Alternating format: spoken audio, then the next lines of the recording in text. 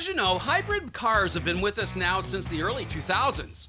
I mean, remember the funky-looking Honda Insight and Toyota's first Prius? So what took so long for the two-wheeled world to catch on? Well, the short answer is packaging. Apparently, it's not easy to fit a 451cc internal combustion parallel twin engine with an electric motor mounted behind it and a sizable lithium battery pack mounted under the seat into a street-legal motorcycle. Still, Team Green was the first to figure it out, and it's pretty cool that they did. Kawasaki notes that their new Ninja 7 hybrid is a strong hybrid, which means the gas engine and the electric engine can run simultaneously or independent of one another. And that means basically you've got three motorcycles built into one.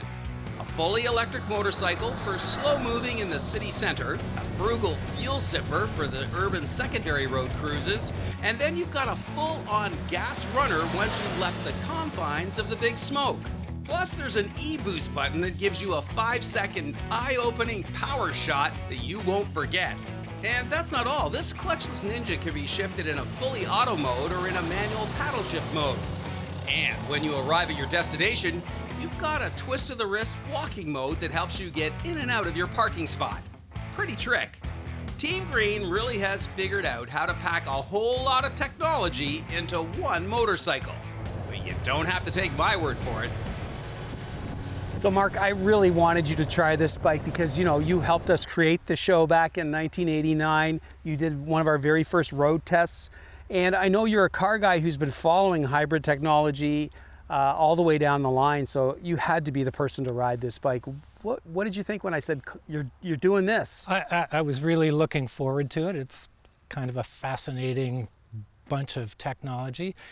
And I've had lots of hybrids for 20 years. I know you have as well. They did a great job. They picked a sport bike to do it with because it should be fun. Yeah. And it's executed well. There are some things that I have to mention about this. Like, the way it rode was fun. Yeah.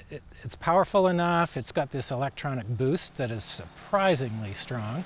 But then it has some other things that come with the EV technology that don't make the motorcycling experience better, they just make it different. Make it different. And I think the idea here was that, you know, in Europe, there is a need for bikes like this, where you could fly along the Autobahn, pull off into a city, go into EV mode, ride through at, 60 kilometers an hour in EV mode, and then back up on the highway. And there is a place for it. Yep. Yeah. And we'll have those cities here too.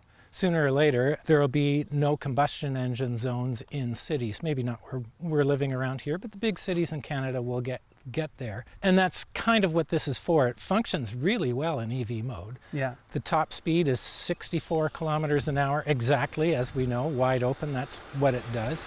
It actually shifts gears 1 through 4 for that mode, which your EV doesn't do. It's just go and stop, right? Yeah. It does that really well. Then there is a hybrid mode where it starts off, this is a lot like a Prius or something. It starts off in EV mode and then the engine starts running. And similar to a car hybrid, there's no starter motor. There's no, and the electric motor is part of the drive system and the engine just starts.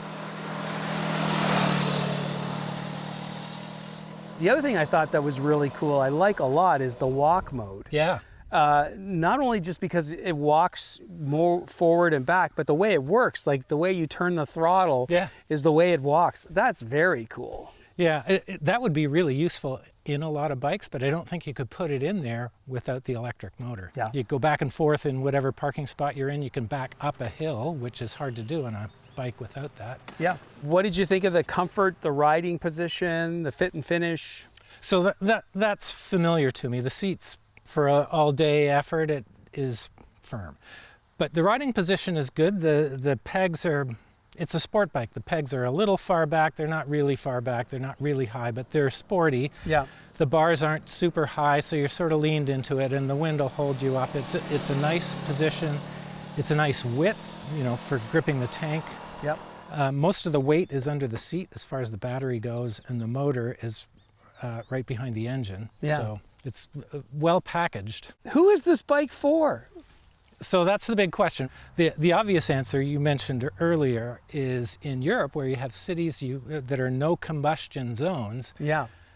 You could use this there, and you could only have one vehicle. Otherwise, the person who is going to want this bike has already had many bikes, many cars, probably already owns an EV or a hybrid or has had many of them, and is just fascinated with the technology. This will serve Kawasaki well. They've started here, and 5 years from now, they'll be 5 years ahead of everybody else, really. Great. Nice job, Mark. Thanks. Thanks for doing this. It was great fun.